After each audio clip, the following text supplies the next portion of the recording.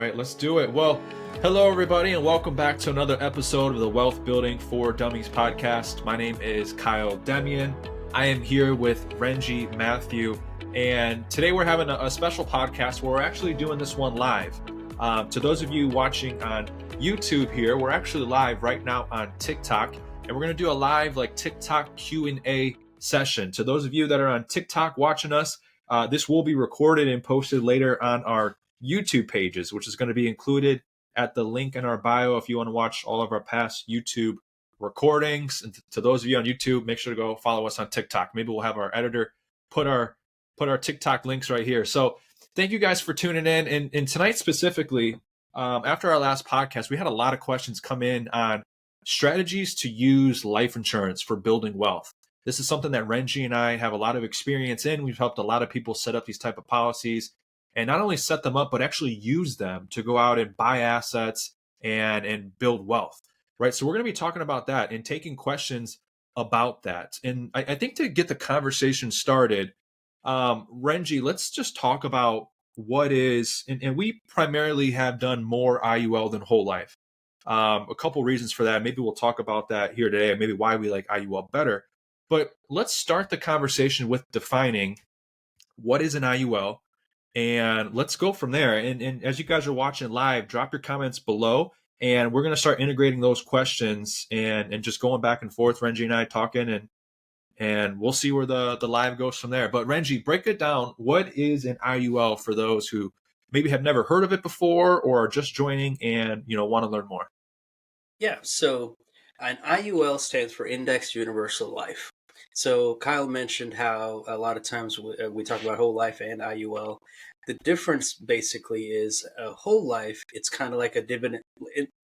I'll compare it to investing in stock market and different things like that. So an IUL is like investing with a dividend-based company. So depending on how that company works, they're paying you a dividend every year. It's the same thing with the whole life.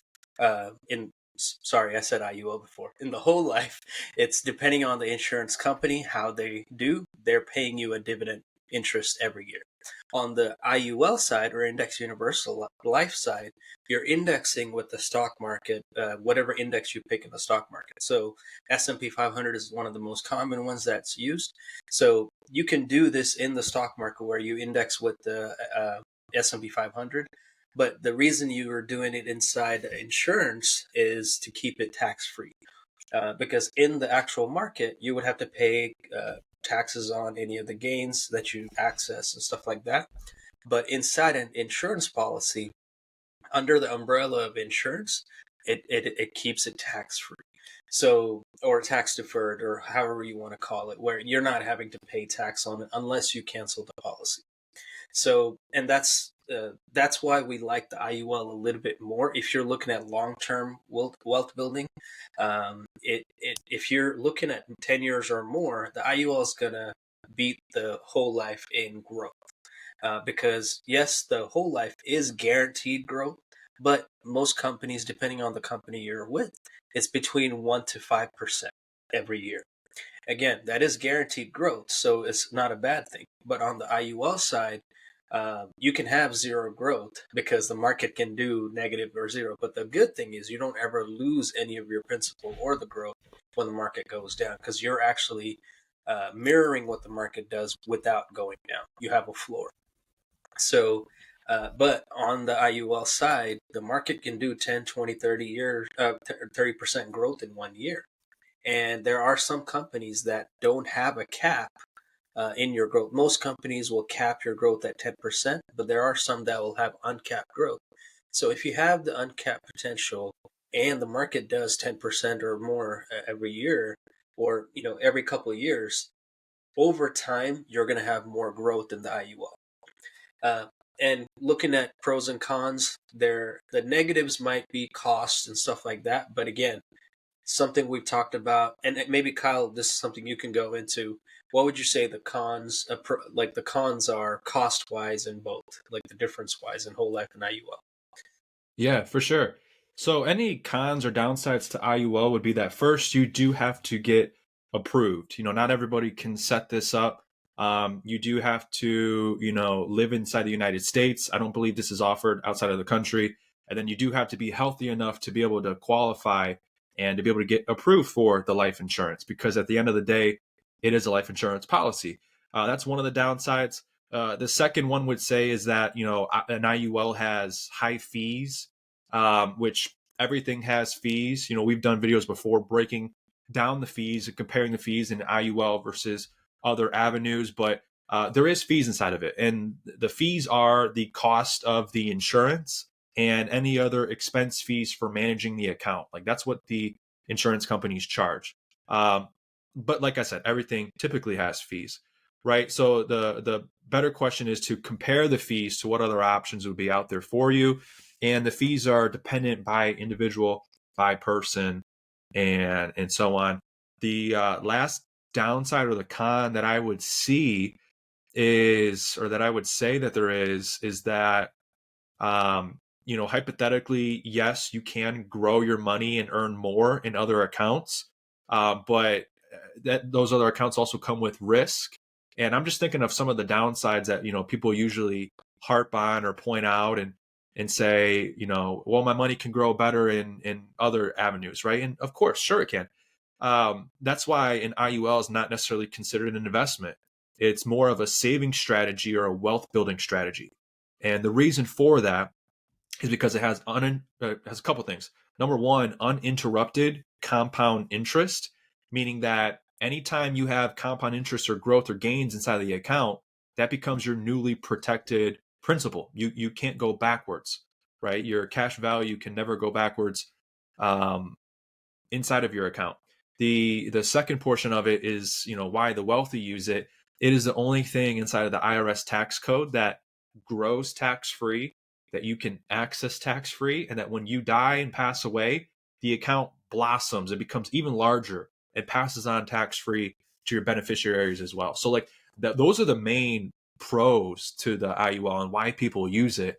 And the pros and the benefits of the IUL outweigh some of the cons in regards to wealth building and so on. So those are the pros and cons of the IUL. I did start to get some questions on my side. One of them being, what types of accounts have this floor? We can cover that in a moment, because that can lead us onto a tangent talking about something a little bit different too. Renji, do you have any specific questions on your side about IUL or whole life that, yeah? Yeah, I have a question and a couple comments too. So, one of the questions I'll go over first: is there ever a point these accounts can be taxed? Yes. So, like I mentioned before, the IRS rule is you have to have a certain amount of death benefit to have the growth tax free. So if you cancel the policy, then whatever growth you have, because it's not inside a policy anymore, it can be taxed. That's why, other than that, a Roth IRA is the only thing that can grow tax free. Now, some of the comments I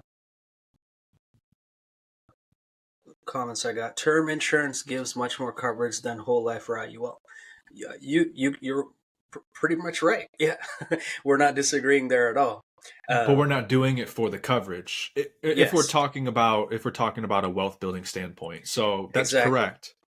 Yeah. There's nothing So wrong with this term is life insurance. Depends on your goals. Yeah, and this is something we talked about yesterday. I have term, whole life, IUL, all of those on me. The reason I have the term is the cost is a lot cheaper, and you have a bigger death benefit. But we also have rental properties and stuff like that. So if something happens to me, God forbid, I pass away, now the terms will pay off all the mortgages, and my wife will never have to go back to work because she can have live passive income.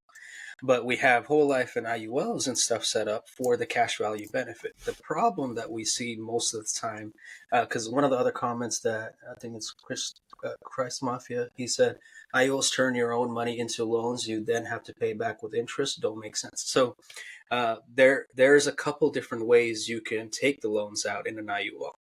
This is where we also talked about there's index loans, there's the wash loans, different things like that. So the way this works, so I'll compare this to a 401k, so it makes a little bit more sense that way. So let's say you have 100,000 in a 401k.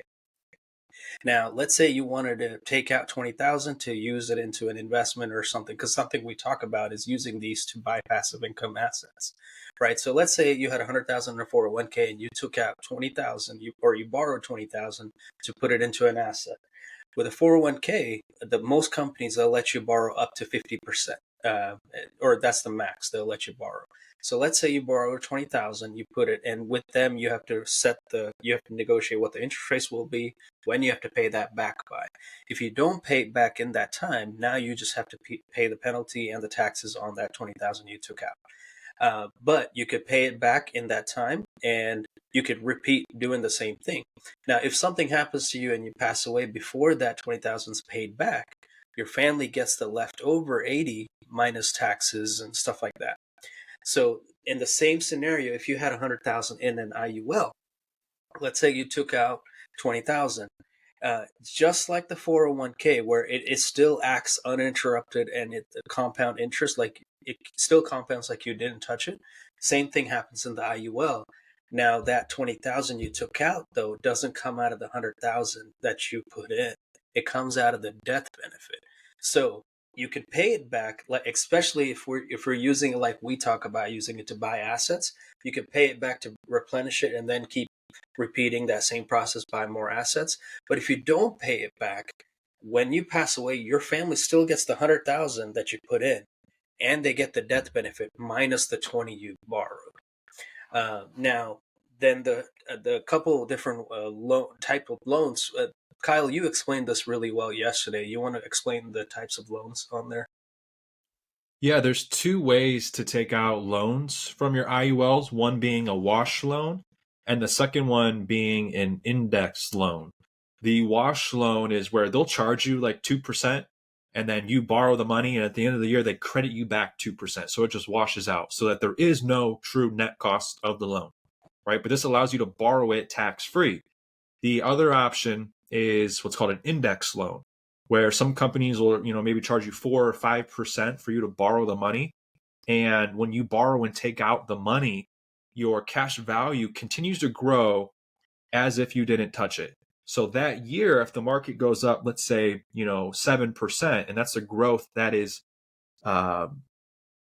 attributed to your IUL, they will take that 7% growth, subtract the 5%, interest rate that they charged, and then you net 2% while you borrowed your money inside of the IUL.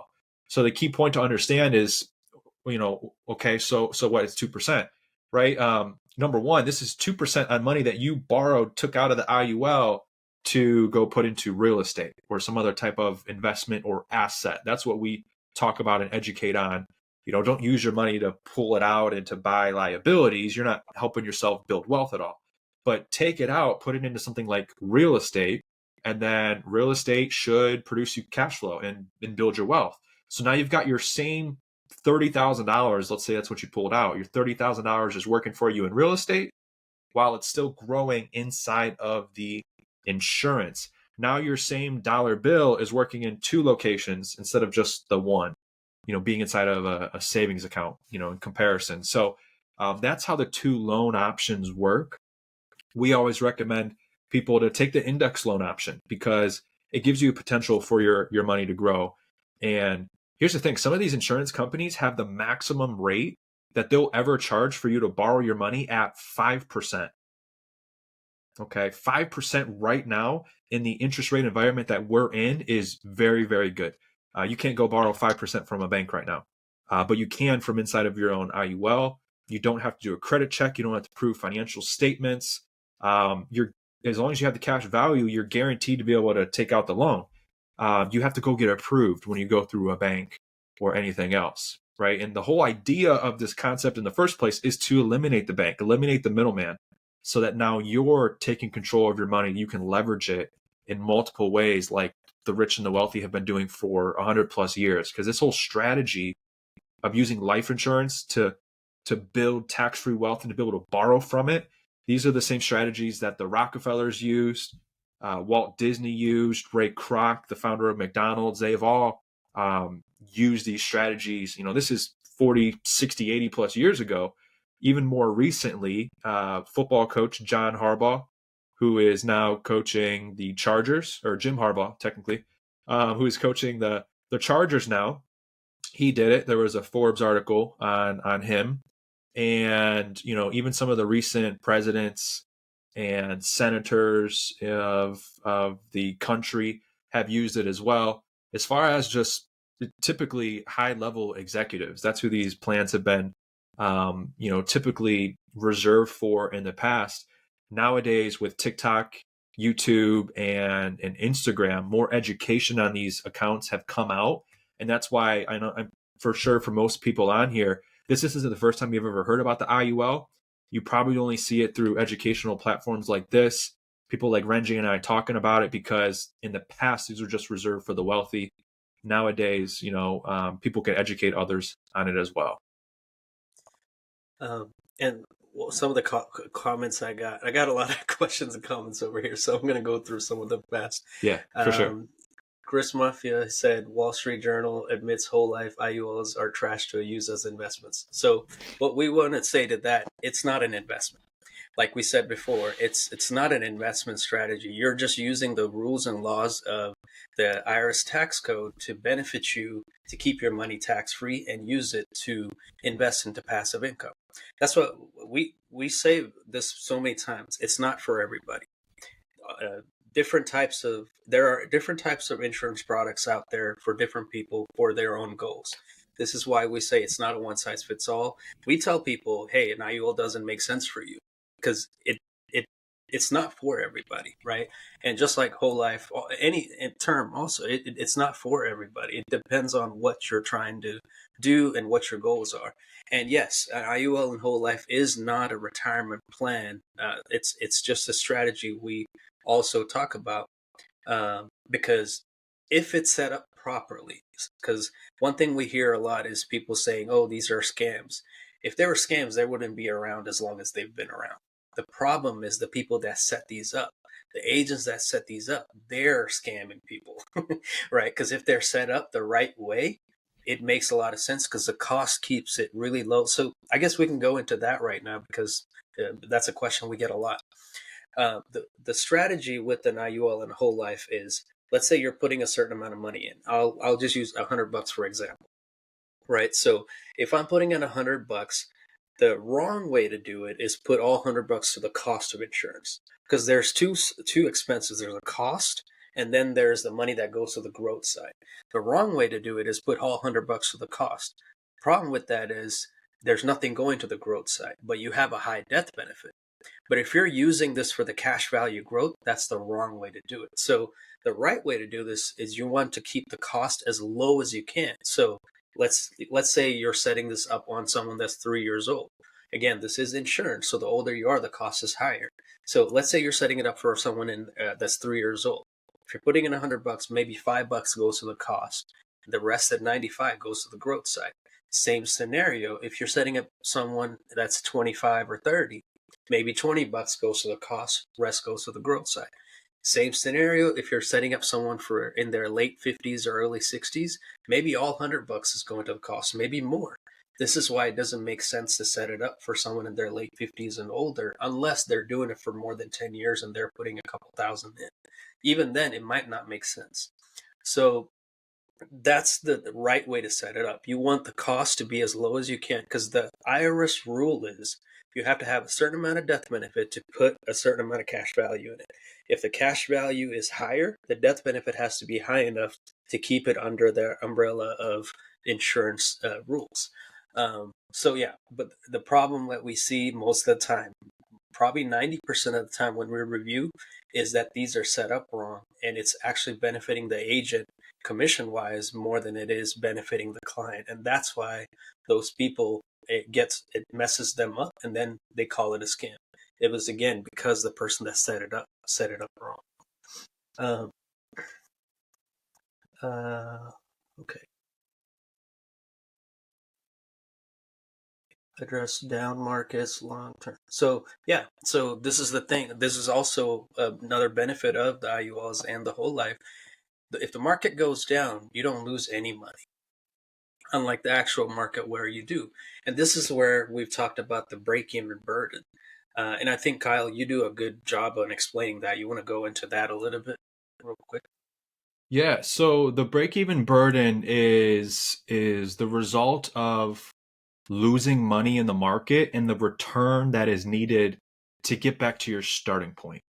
A very easy way to think about this is let's use round numbers, and let's say that you had $10,000, okay, and the rest of this year goes by and the market declines 50%. So quick, easy math, $10,000, you lose 50% because the market crashes. Now you're at 5,000, right? What return would you need to get back to your starting point? Most people assume that because you lose 50%, you just need to gain 50%, and that'll get you back to your original 10,000. But that's not the case, right? That's not the case. If you have a 50% gain on your new balance of $5,000, that is a net return of 2,500. So 2,500 plus 5,000 is $7,500. So you lost 50%, you gained 50%, but you're only at 7,500 and you started with an original balance of $10,000. This is where the break-even burden comes into play. When you lose 50% in the market, you need a 100% rate of return to get back to your break-even or your starting point, right? If you start at 10,000, you lose 50%, now you're at 5,000, you needed 100% gain on 5,000. You need to earn another 5,000 to get back up to your 10,000 that you originally started with. This demonstration is usually better when we have examples and I can kind of run the math and show you, but I broke it down enough, like line by line, for you guys to follow along. But that's the break-even burden. And what was the rest of the question, Renji? I don't see it. Or you can No, just go back and that's take it what it over. was. Okay. Yeah, I was just asking you to explain the break-even burden. So when you look at the IUL, you don't have to worry about the break-even burden because you never lose when the market goes down. So Yeah. in the same scenario, if the market goes down 50%, you're still at 100,000. If you started with 100,000, and when the market goes up 50%, you can capture in some of those gains. And some of the comments I had in here, cap rates, participation rates, all of that stuff. So yeah, so it depends on the insurance company you go with. Cap rates can hurt or help your growth. So what a cap rate, I'll explain that a little bit here. So cap rate is, if let's say they cap you at 10%, which is average throughout insurance companies. If they cap you at 10%, if the market goes 20%, you only get 10%. You don't get all 20%.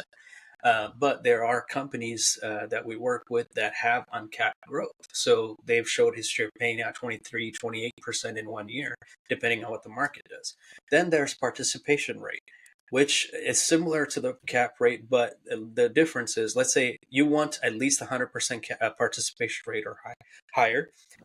If you get 100% participation rate, same scenario, if the market goes 10%, you're getting all 10% growth. If it's only 50% participation rate, if the market goes 10%, you're only getting 5% of that growth. So you want something that's at least 100% or more. Some companies offer more participation rate. And something I saw here, and guys, Kyle, if you have questions on your side, please jump in. I'm trying to go through some of these. I saw some people saying we don't like whole life. We didn't say we don't like whole life. I said I have whole life on myself too. It depends on your goals, what you're using. We like all of them for different reasons, right? Like we said before, whole life is more like dividend based investing, so you get a guaranteed growth every year. Index universal life, it works like index investing, so you're getting, depending on like S&P or whatever index you pick, you're getting the growth depending on that. One of the biggest misconceptions I hear from people is, oh, if you use the IUL, the company keeps the cash value. You don't get the cash value. You only get the death benefit. Well, again, if they were set up the wrong way, yes, you're right. there's two ways to set it up. There's level and increasing. If you're doing an IUL for the cash value growth, which is the reason you would do it, because there are better options out there if you just want a high death benefit. Right. But if you're doing it for the cash value growth, you want it to increase. Again, that means your cost is going to go up every year, but it only goes up by a couple cents to a couple of dollars, unless you're in your 60s, 70s, 80s and stuff like that. Because that's why we said it doesn't make sense for someone to start it when they're in their 60s or older. But with increasing, the reason you want it to increase is, like I said before, the IRS rule is to have a certain amount of death benefit to be able to stash a certain amount of money. So as the years go on, if your cash value is increasing, your death benefit has to go up for it to be under the IRS rule. So a lot of these companies, when you set it up level, it depends on the company. Some of them at 20 years, some at 25 years, the death benefit will start going up because you've got to a point where your cash value is getting close to the death benefit. So if it doesn't go up, you're going to go past the MEC level, which is the modern endowment contract. It's the good way to explain that. It's kind of like a Roth IRA, where with the Roth, you have, it's changed over the years, but right now, if you're an unmarried individual, you can put in up to $7,000 a year.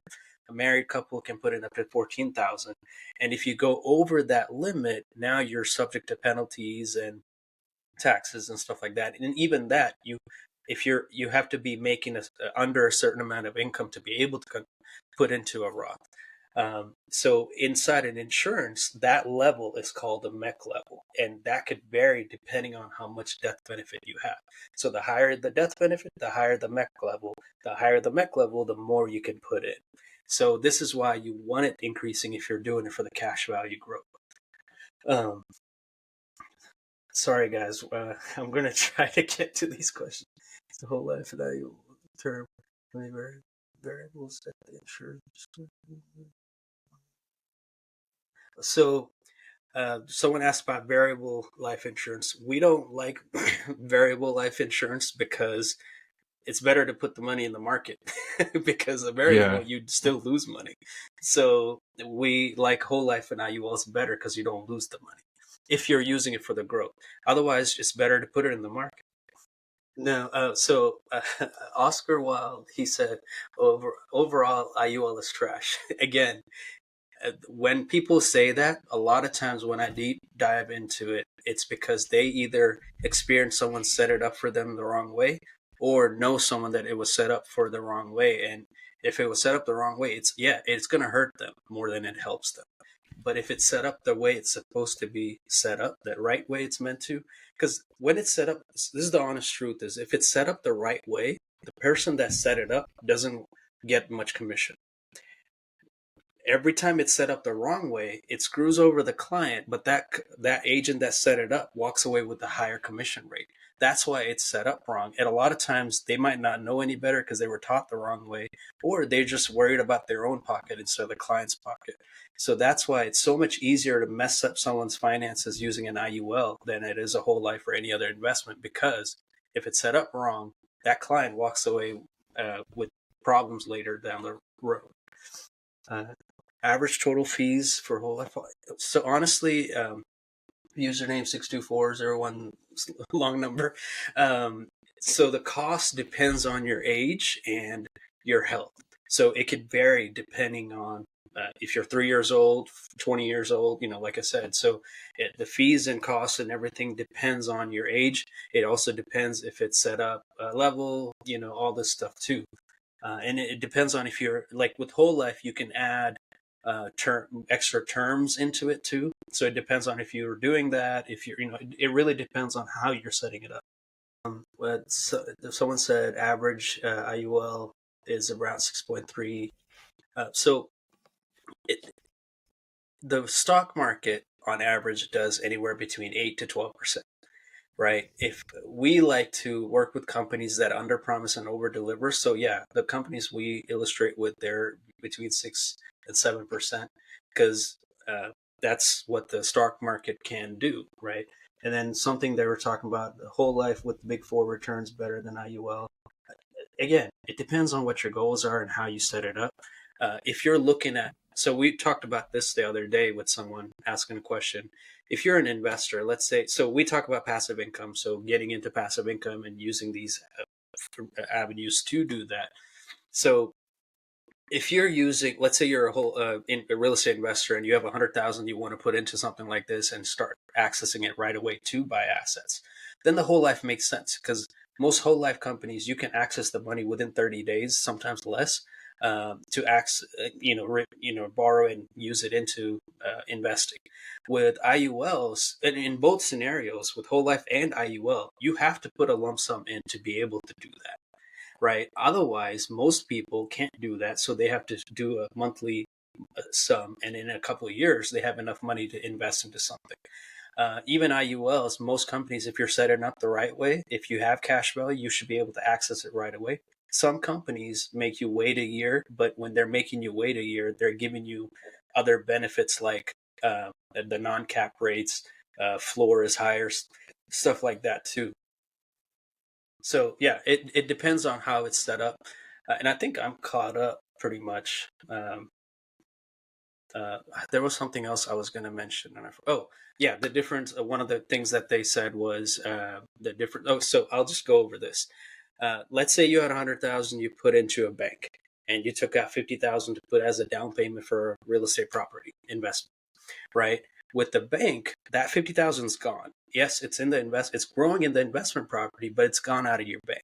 The reason IUL and whole life, again, this, you don't have to do it this way. You could do it exactly like that. Again, we said this is not one size fits all. Reason, we're just talking about why this could benefit you, if it, especially if it's set up the right way. So if you had 100,000 in cash value in a whole life or an IUL, now when you take out 50, if you borrow 50,000 out of that and put it into an asset, that 50,000 is acting as if it was never touched inside the insurance policy, still compounding like you never touched it. So that same 50,000, the same dollars are growing in two areas. So this is why, like, what investors try to do is try to make their money work for them and grow as much as they can. So this is just one of those ways. Again, if it's set up right, if it's not, it doesn't work. That with dividends, the S&P does 7 to 12%, but that's with dividend investment reinvestments. I don't understand. The S&P, yeah, it does average 7 to 12%. With dividends, it's, it could be, depending on the company you go with, it could be anywhere from 1 to 5%. But the dividends on the whole life is guaranteed. The IUL, the growth is not guaranteed. But this is again why we said if you have 10 years or more, most times when we've done side by side comparisons with whole life and IUL policies, and every time when it's going over 10 years, the whole life can't come close to the growth of the IUL. But again, like we said, if you're using it for investing into assets and you want to use it right away, the whole life makes sense too. But the whole life cost also doesn't go up like the IUL because it just, again, depends on how everything's set up. I'm caught up on my side, Kyle, for now, but I think we'll have more later. Cool. Yeah, not a problem. One that Mauricio had asked a few minutes ago. What do you say to people who say buy term, invest the difference, and not buy IUL? So a couple of things I say to that. What do you say to people who say buy term, invest the difference? Number one, everybody's different. Sure, you can do it. The funny thing with that is if you do buy term and invest the difference, then term policies expire in 20 or 30 years. And you want to talk about high fees. What about the fees for a term policy expiring? And here's what I mean. If you pay $100 a month, a year, that's $1,200. If you have a 30-year term, that's $36,000 you would have paid into the term for 30 years. And if you outlive it, you got no value out of that account. So that was a $36,000 fee that you got no value or no return out of. Also, buy term, invest the difference. If you are going to invest the difference when it comes to taxes, you can only save $7,000 a year into something that's tax-free, like a Roth IRA, because it has contribution limits. The IUL does not have any limits on how much you can save into it a year. So that's another difference. And then also, if you are investing by term, investing the difference, you're fully exposed to all market risk. So another 2008 happens, you lose 40% of your portfolio. Another 2020 happens, you lose 20% of your portfolio. So buy term and invest the difference is what some people say. But in an IUL, you're getting a life insurance policy and your cash value is growing with an index like the S&P 500, which is an index that grows in the stock market. So buy term, invest the difference inside of an IUL is basically already being done for you. You're getting life insurance. That's going to be something you can keep for the rest of your life. and your cash value is growing as if it's in the market with stock market like returns. Once, like Renji said, once it's properly structured. Another question I had: wouldn't you want the death benefit to be level so cash value will grow close to death benefit to keep cost of insurance lower? AJF, wouldn't you want death benefit to be level? So it depends. A level death benefit typically has a higher cost of insurance at the beginning. And when I run my comparisons, doing a level death benefit only makes sense if you're in like your 50s or so for the cash value growth. But a lot of the times I run both level and increasing side by side. If you're under 50, for sure, having an increasing death benefit will have your cost of insurance be lower. Reason being, you're getting less amount of life insurance. So a level death benefit will, it's hard to depict this unless we had the illustrations, but we purposely lower all the fees, lower the cost of the insurance inside of the IUL so that your money is growing at a higher rate. Because if you're contributing $1,000 a month, we don't want 600 of that going to the cost of the insurance. We want $100 out of your 1,000 going to the cost of the insurance, or less, depending on your age, of course. Yeah. But we want to purposely lower all the fees so that way your money grows and compounds and isn't interrupted by all the high fees that come out. So, you know what, Kyle? Something I forgot to address, and I don't think we either of us addressed too. I was going to address this earlier, and I totally forgot because I went off on a tangent. So with the level, that's another reason. So in the first couple of years, until your death benefit starts increasing, like I said, depending on the company, it could be 20, 25 years. Up until that point, a lot of insurance companies, if you set it up level, when you pass away, your family only gets the death benefit. This is another reason we like setting it up as increasing, because if you set it up as increasing, the family gets both cash value and death benefit. So with level, up until it starts growing the death benefit, a lot of the companies, when you pass away, they only give them the death benefit, which to me is kind of messed up. It's like all that money you invested, they're keeping, right? So this is again why, if it's set up the wrong way, it actually hurts the client more than it benefits them. Sorry, I just wanted to add that in because I forgot to earlier. no, that's okay. And regardless, one of the things I know Renji and I almost forget about this because we do talk about it so much on all of our other podcasts, a lot of our other content. Like the IUL usually isn't the end goal. We're not telling people to save only into an IUL for 30 or 40 years and to call it a day to reach retirement.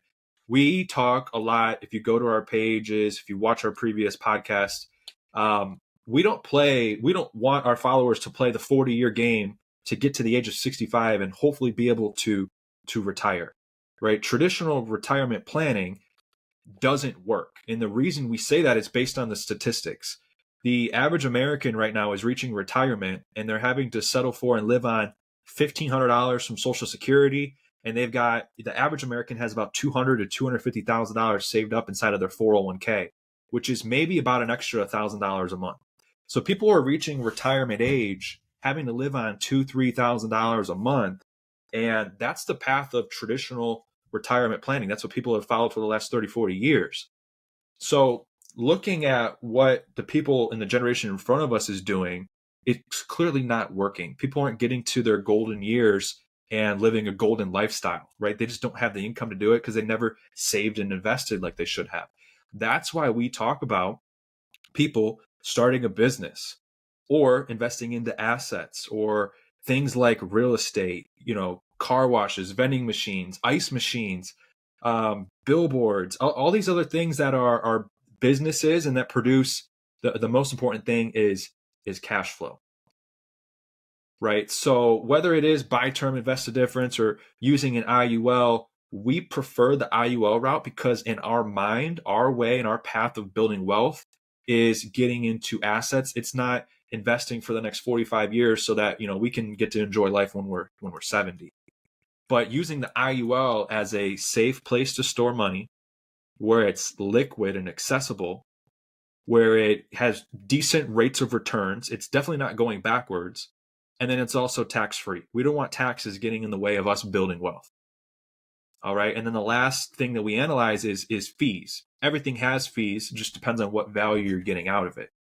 But guess what? The only place where you can store your money where it's safe, liquid, tax-free, and it grows with decent rates of returns is an IUL. And that's where this whole be your own banker concept comes from, or whole life. You can do it with either, right? We talked a little bit at the beginning, for those of you who may not have been here, the difference between the two.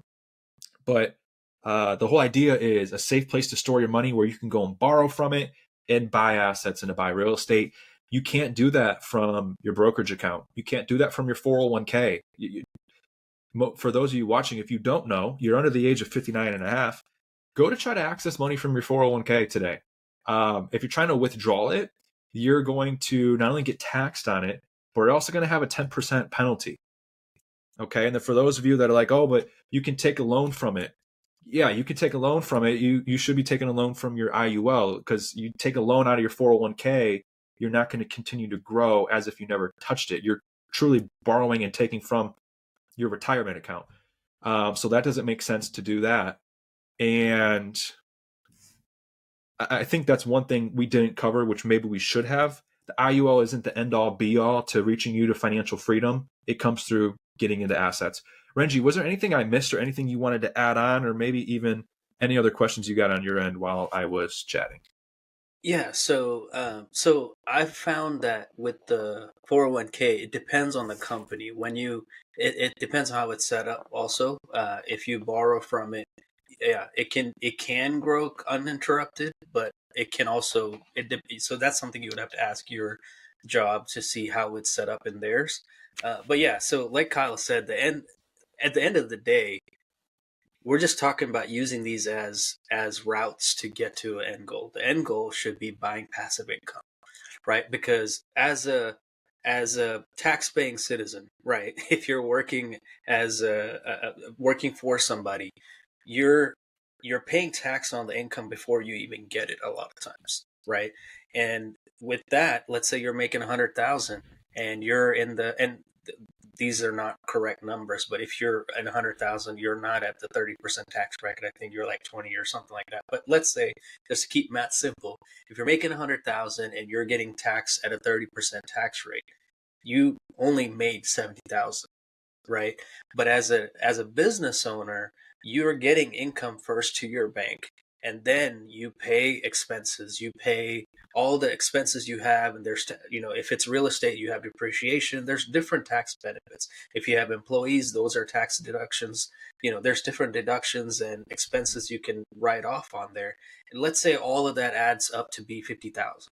Now, in the IRS is only going to tax you on the 50,000 that you didn't use. So, when you look at it that way, there's more benefits in that too. So that's why we talk about, and it could be any type of business, but if you're getting into passive income, then you truly can retire, because passive income is something that's going to be passive. It's residual. You don't have to worry about working it all the time, because most people that work as employees, you're trading time for dollars. When you're retiring, you want to be able to relax, right? So that's what we're talking about, passive income. And using these strategies is just one way to get there. You don't have to use these strategies, especially if you're talking to an agent that's going to set it up wrong for you. Definitely don't use it, because it's only going to hurt you more, right? But if you're using it the right way, it can benefit you. And not only for that, let's say you never used it to buy passive income. Let's say you never used it to invest into anything. At the end of the day, you still have more money you can live off of in retirement, tax free, right? So it's just, again, one way. There's many ways to do different things. It's just one scenario we're using as a strategy that you can use too. And if you don't want to use it, that's totally fine. We're just talking about how you can use it the right way. Yeah, and with that, it would probably be much better to have numbers to show and to share side by side. But even if you were to save your money into a market account and 30 years from now, it gets to the point and we're just looking at comparing retirement income, because at the end of the day, the only thing that matters is your cash flow, right? If you have $1 million saved up inside of an account in the market, you can only withdraw 4% a year. That's traditional financial planning advice. That's not something I or NG say or believe. That's That's the statistical planning. recommended amount. Yep. Yeah, they tell you to withdraw 4% a year. So 4% of $1 million is $40,000 a year of income. Inside of an IUL, because it doesn't have it's subject to market risk, you're not exposed to market risk, you can withdraw close to 7 or 8% a year in income. So even if you only had $800,000 in there, 8% withdrawal rate on, did I say 800,000? Mm-hmm. Yeah. An 8% withdrawal rate on 800,000 would show your income from the IUL would be about $64,000 that you could take out. And like these are the conversations that we're having when we're looking at IULs for, talking about retirement income planning. We're looking at the cash flow from the account 20 years from now, if somebody goes to retire, if we're using it for retirement planning. If somebody wants a long-term route and they don't ever want to get into building assets and the wealth building route, that's the way to look at it because it's tax-free. Your accounts in the market will be subject to taxes. And then also it allows for higher withdrawal rates, which equals more cash flow for you. The only thing that matters when you get to retirement, if you're going that route, is your cash flow. Just like cash flow now, right? Cash flow is what pays the bills. And the cash flow is higher out of an IUL that's properly structured. And if you have a 15 plus year time horizon for it to actually build up and accumulate, an IUL will give you more cash flow in retirement too. I did have another question on my side. What's the recommended amount to get started with an IUL? We usually say 10 times your age. So if you're 32 years old, you should start with at least $320 a month. But I'll also say the more that you can put into these accounts, the better. So if you are 32, consider doing $600 a month and double that recommendation because the more amount that you can do, the more you'll have later, the quicker it's growing, the more money you'll have access to tax-free and so forth and so on. So good question. Renji, any other questions on your side you want to go over? Yeah. So one of the things was the funny. It's funny how most of the people that bash IULs usually don't have the option to sell it. True. That's true. But we know many financial advisors, CFPs and stuff that use these as options. Again, if it's structured the right way. And actually that goes into my next question. What do you mean a properly structured IUL? Are there different types of IULs? Daniel, we talked about this a little bit before. If it's not set up correctly, it hurts you more than it benefits you. So you want the lowest amount of death benefit. And I think, Kyle, you mentioned how some of the CFPs that that talk about how these are good strategies. I think you talked about that today, or was that a different day? That was yesterday on our podcast, or during the Q&A we had. Yeah. So I'm part of a larger group of advisors all across the country. Some are licensed financial advisors. Some used to be licensed financial advisors. Some that are just strictly licensed in life insurance. And then and in a CFP, two CFPs. One CFP for sure that meets with us on a weekly basis. He consistently uses IULs in his practices, and he does some of the trainings for some of the newer agents that are inside of this group and advisors that are inside of this group. So somebody that is a CFP with 25 plus years of experience is actually doing training and educating and teaching how IULs work, how to properly structure an IUL for it to be a tax-free retirement, how to properly structure an IUL as a wealth building tool.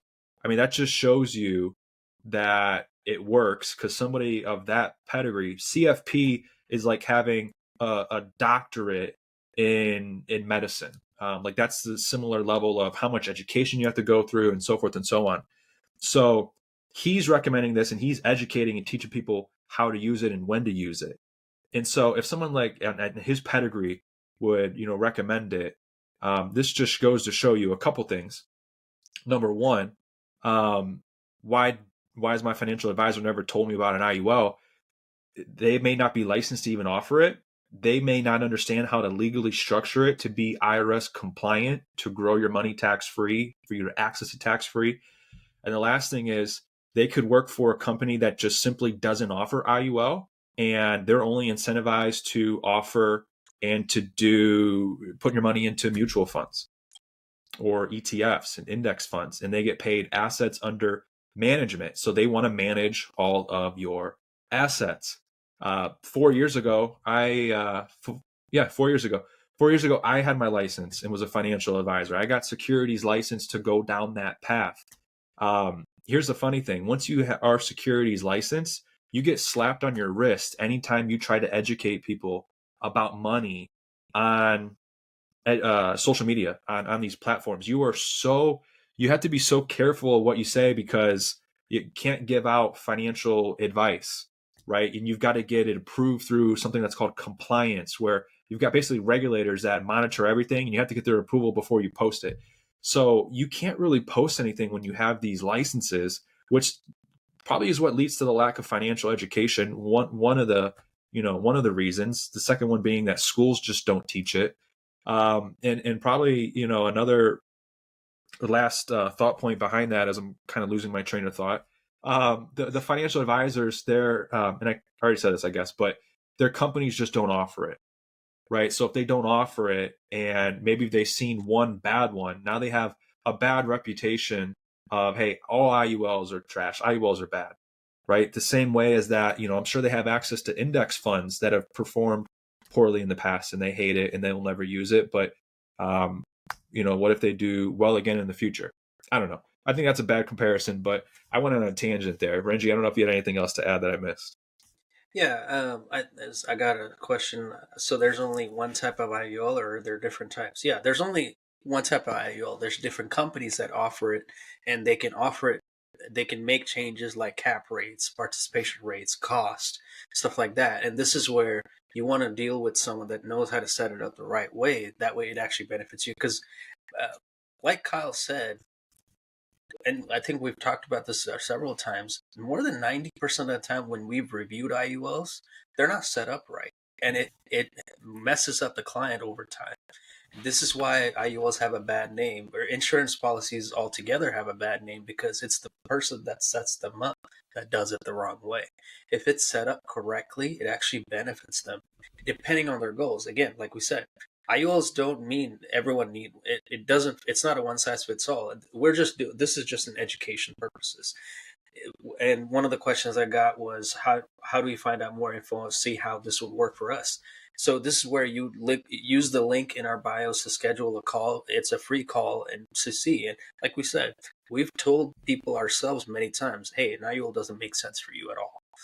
Because we're not trying to sell everybody an IUL. It doesn't make sense, right? So we're just talking about how you can use that and leverage it if it's set up the right way to have more income in retirement, or use it to buy passive income. And again, like Kyle mentioned before, we're not telling you only use an IUL. There's so many different ways you can build wealth. Compound interest is what you want, right? If you can build compound interest in whatever way you're going through over time, even if you're saving only a little bit at a time, over time, if you have long enough, it's going to grow to be so much more than you could have imagined. Right. So this is just one of those ways to use it, especially if it's set up correctly. It can be a massive thing for you in the future. One other thing I thought of too while you were talking, and it's not necessarily related to, I guess it's related to one of the questions we had earlier, but like not everybody wants to put all of their money into the market and to be able to experience, for example, a couple of years ago, I had a client that had over $1 million in their 401k. The market crashed and they were sitting at about 800,000 or so at the time. Like that's painful. Imagine losing $250,000 inside of your account in one given year because the market was just doing bad. Like that is painful for people to experience. We've done a podcast before where if you actually retired in the year of 2000, and let's just say you didn't touch your retirement money, it would have taken until the year 2013 just for you to see your account balance even go up by $1. And what I mean by that is that in the year 2000, the market crashed. It built back up until 2008 when the market crashed again.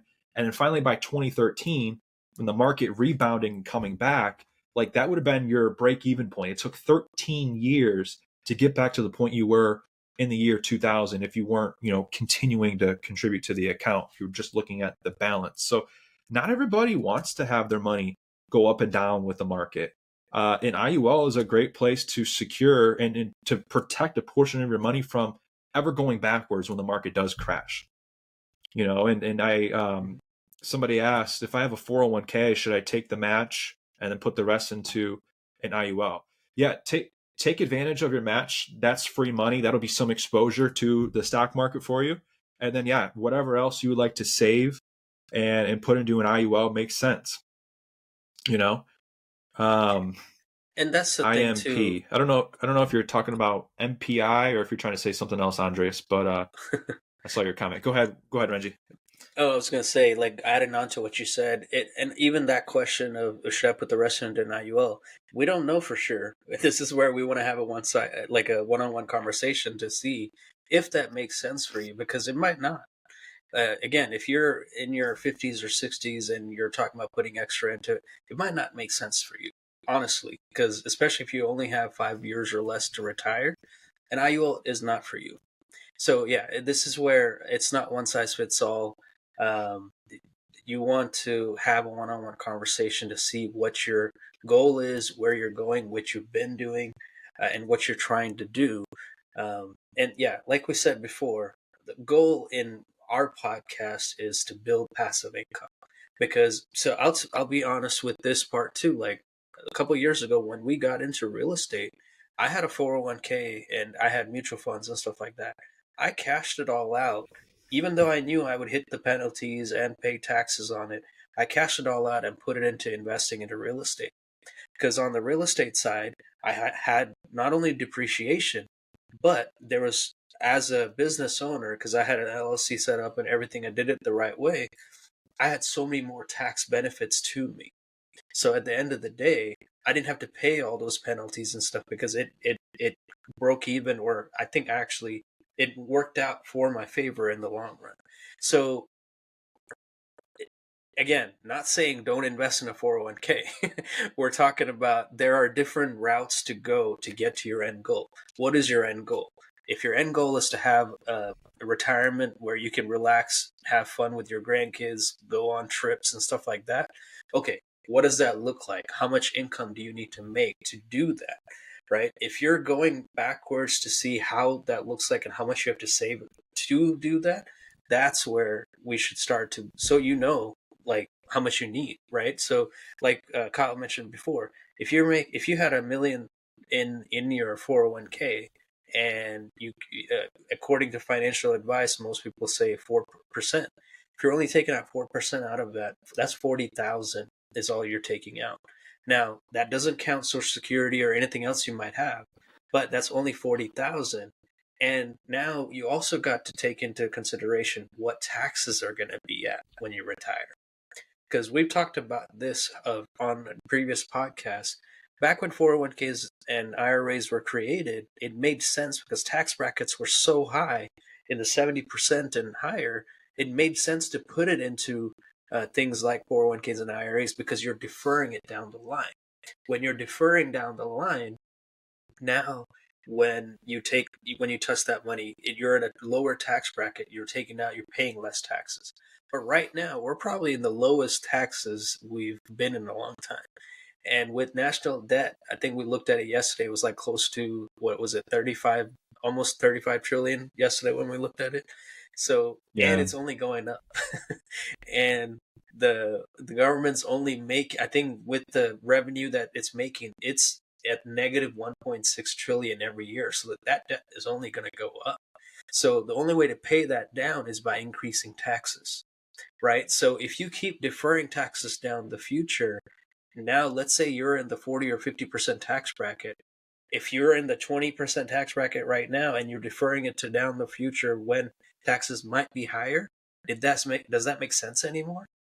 Right? So this is why we also push passive income, because if you build passive income or get into business that builds passive income, there's a lot more tax benefits and different things you can, and that part doesn't really go away unless they change the IRS, the tax codes all together, right?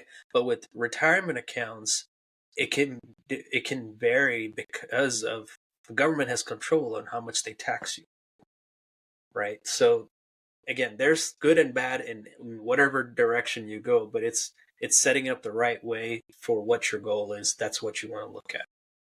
Sorry, I just went off on a tangent. That's okay. That's what this is for. Not a problem. I've had I know you can't see it on your end, Renji, but Andres is commenting. He put, in my opinion, you can lose money in an IUL, but I do sell both to clients. IULs just have so many variables that it's shifted back to you. Where in a whole life, the insurer bears the risk, not you in the contract. We did talk about at the very beginning. We were talking about whole life and how it is guarantees. IULs, don't have so much, don't have really any guarantees other than you're guaranteed if the index that you're in, goes down 20%, you're just going to get a 0% rate of return. So I'm speaking principally that your cash value isn't going to lose any money due to the index. I'm sure, Andres, that you're saying that, hey, fees still come out so you can lose money. Sure, fees come out so you can lose money in a given year, I guess, because you're paying money to fees if you have a 0% rate of return. But Renji and I also do work with companies that their floor rate is actually 0.25%. And I've never looked into it, but if your cash value is big enough and you earned that floor rate of 0.25%, it could be very close to almost like washing and breaking even. So you're not losing any fees in that given year. And that's with a properly structured IUL where it might be close. And I've done a breakdown annually to look at what the fees look like in an IUL, and like after years 10 or 15 and beyond, if properly structured, the fees can be as low as like 0.2%. And that's based on the cash value that's there and what the fee is for the insurance. So I'm truly looking at the cash value, and hey, if the market did go down 0.25% on the cash value would equal about 0.2%, which would be the fee in that year. I'd have to pull up a particular policy and we could look at it. Yeah. And something I was thinking about when you were talking about it too, if you're max funding it, even if the market does zero, it's not going to be a big difference. It's more so when you're not max funding it that you see that big difference. Yeah. Yes, that's true. Yeah, I just haven't seen an IUL that can do the same thing, but it can be a good permanent death benefit for cost. Unless I'm missing something, which I'm open to based on my research, I just don't feel comfortable for my clients. He did say spot on, Renji. Yeah, and Andres, I at least appreciate the fact that it sounds like your security's licensed, which I was as well. I appreciate the fact, well, I guess if you're licensed in both and you've had, proper training and education, you're open-minded to the IUL. Too often, Renji and I think both had people on here earlier. I don't think they stuck around because they were just talking crap. But they're closed-minded and they don't even consider the option, right? Or they just hear it from somebody else that, oh, it's bad, oh, it's got high fees, and they never look into it for themselves. So they're just really closed-minded. But like Renji and I have talked about this behind closed doors, like people should be open-minded about different solutions because, everybody's different. Not everybody wants to go put their money in crypto, right? Not everybody wants to put their money into stocks like Amazon and Facebook and Tesla. Not everybody wants to put their money into an IUL the same way. Different people have different things that they're looking for with their money. And with that, you're licensed on both ends. Yeah. So, I mean, and that's the funny thing. I think when you're licensed on both ends, that's where you typically find, people like you and I can actually have a conversation about when it benefits clients, where people that are just licensed on only the securities ends, they tend to write it off because they can't offer it. When you look at the math in the end of year study, you want permanent cash value. If not, you can end up at $0. Would love to chat offline too. Yeah, for sure, Andres. If you're not already follow me, which it looks like you are, I'm going to follow you back and send me a message. I would love to chat as well, for sure. I'm always open to connecting with other financial professionals. And Ernst and Young, I said end of year. When you look at the math in the Ernst and Young study, you want permanent cash value. If not, you can end up at $0. Yeah, I'll have to check into that study. I'm not familiar, but yeah, thanks for letting me know. Renji, any questions on your side? I know I kind of was looking at my questions the last 4 or 5 minutes, and No, dude, we've been on for an hour. This has been a great live session. So thank you guys for the questions. Keep them coming in. And go ahead, Renji. nothing valid. This guy's asking us to pitch stocks, but yeah, honestly, guys, the biggest thing is if you can get into passive income, that's going to be far better than anything else. Again, this is just a strategy we're talking about using to buy passive income, or if nothing else, if you don't get into anything else, you have some more tax-free income. That's all, right? So it really depends on your goals, and this is where we would want to have a one-on-one conversation with you guys to see what it would look like for you, because both Kyle and I, we could show you what your income would look like with Social Security and everything and what all you have set up, what your income would look like when you retire, uh, the way you're going as what you're doing right now, and if one of these strategies makes sense for you, what it would look like for you at retirement if you did that route. One of the questions that was brought up, I think it was to you, Kyle, before, what are one of the tax deferred ways? Again, this podcast, we wanted to keep it on the life insurance side, but there are tax deferred ways that are not insurance based, but that it's like there are IRAs with the floor out there also. So if you didn't want to do an IUL or whole life, and you wanted to do something that's more similar to investing in the stock market, there are IRAs that have a floor like the whole life and IUL where you don't lose money. And again, they have fees. There are ones without fees too. It just depends on your goals. Again, we're not saying everyone should go and get a whole life or everyone should go and get an IUL. It depends on your goals. So I think we're already way past an hour or two, and I don't have any more questions on my side. Do you have any more, Kyle? Um, I've got somebody asking if they should buy Tesla stock. Should I go all in on Tesla? That's up to you, my friend. Um, even if I was licensed to give you advice on that, we wouldn't be allowed to. Here's the thing. In this, I think this is a perfect end to our show. Anytime, and here's the number one reason why, especially when you're securities licensed, you can't really talk about, stocks and stuff like this.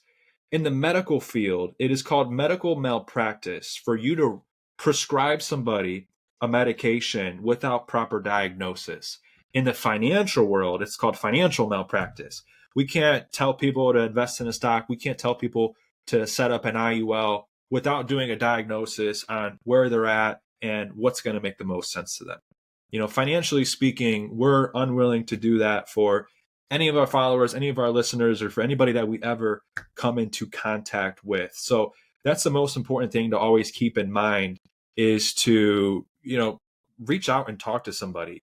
Talk about them, go through a holistic plan and conversation of, hey, what are you doing for savings? What are you doing for work? Do you own a business? Do you have dreams or aspirations of ever getting into business? How do you feel about the stock market? Have you ever invested in the stock market? Like, these are just some of the very surface level questions that get asked, and the type of conversations that we have to first even determine whether or not an IUL makes sense for you, or if you're better off going another path or going another route. So you asking that question, I thank you for being here and for asking. I don't know what Tesla stock is going to do as much as you do. I wouldn't ever go all in on a stock, but that's up to you, my friend.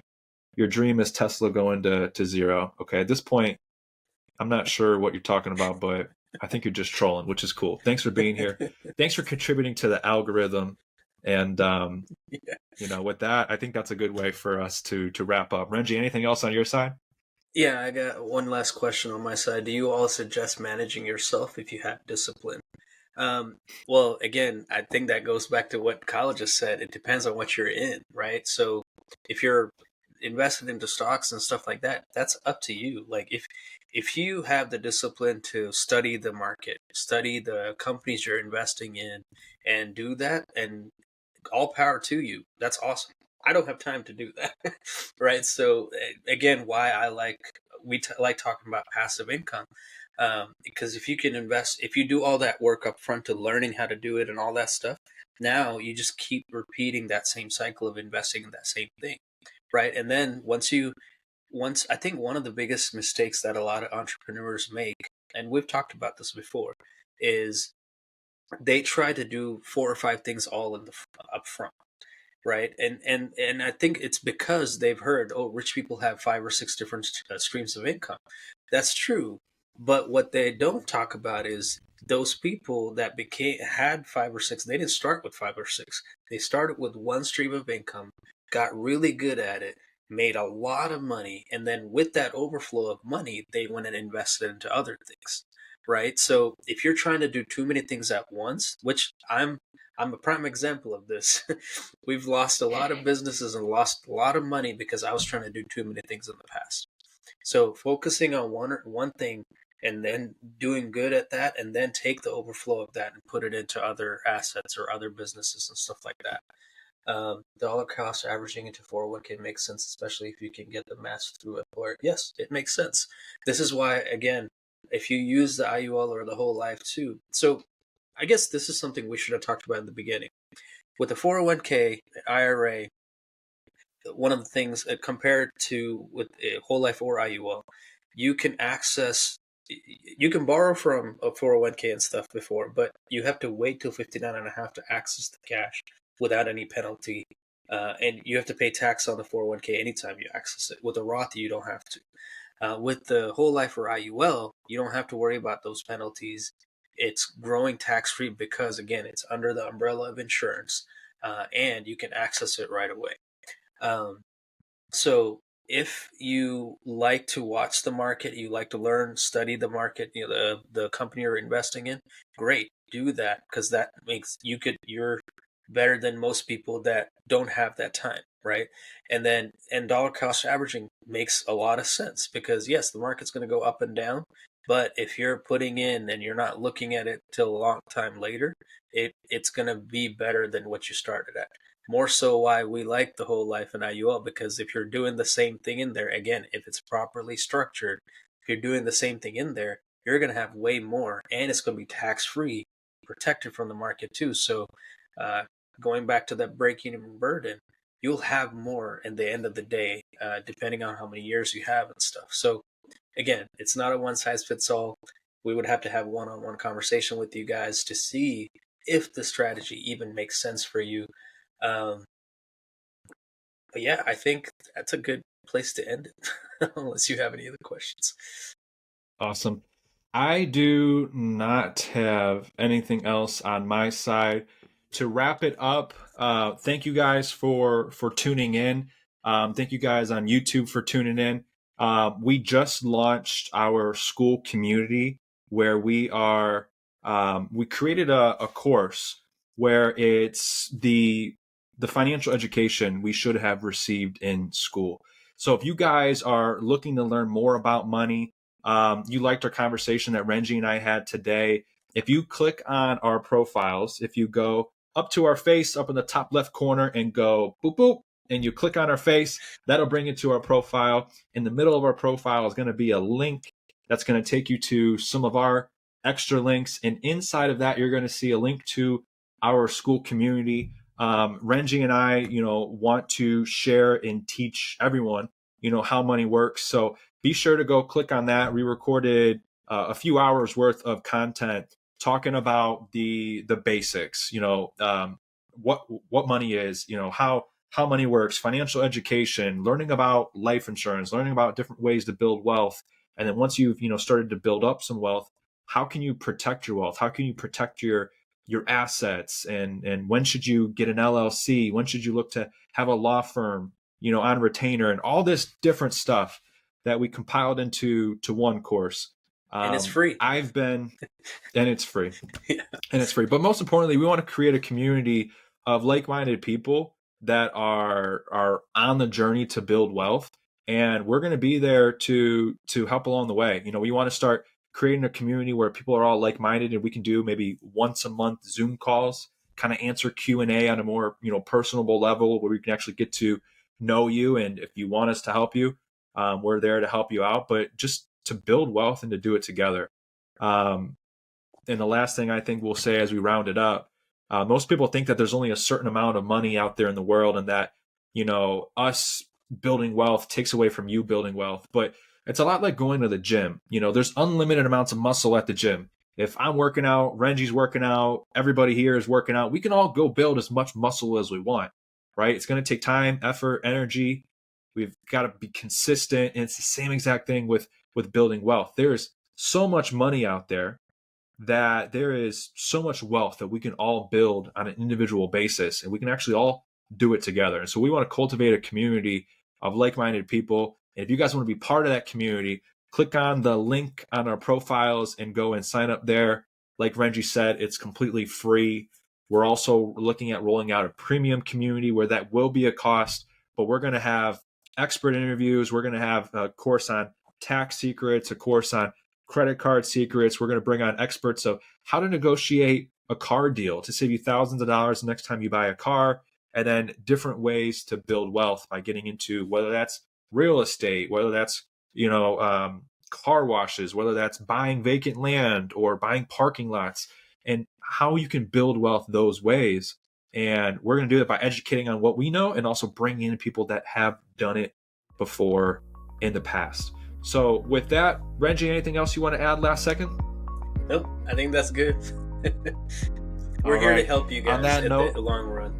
Yeah, cool. So on that note, everybody have a good weekend. Thank you guys for tuning in, and we'll see you guys on Monday when we go live again. Take care.